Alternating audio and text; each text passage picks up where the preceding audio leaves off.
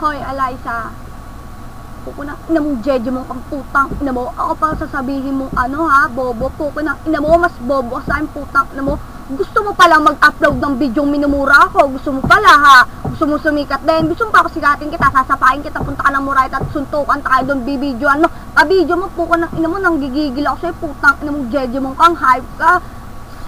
Nakakapang gigil ka, tang ina mo, sira lang yung camera ko, kaya hindi nakikita yung mukha ko.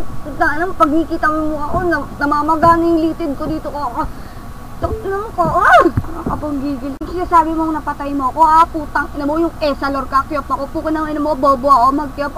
Bobo ako mag-kiyop kasi nasanay ako mag-support. Putang ina mo, mas bobo ka sa akin, king ina mo, hater ka pala, bobo mo mag-support, tang ina mo, hayop ka.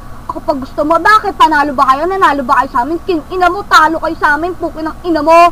Ano, sasagot ka pa, putang ina mo. Gusto mo pala magmura sa akin, hayop ka. Ba't di mo gawin yan sa chatbox? Sa tatakot ka? Sino-sino sinabi mo na sinabihan ka ng bobo, tapos sasabihin mo sa akin, hindi kayo nagsabi, pukin ng ina mo, baka tampalin kita dyan. Bida-bida ka.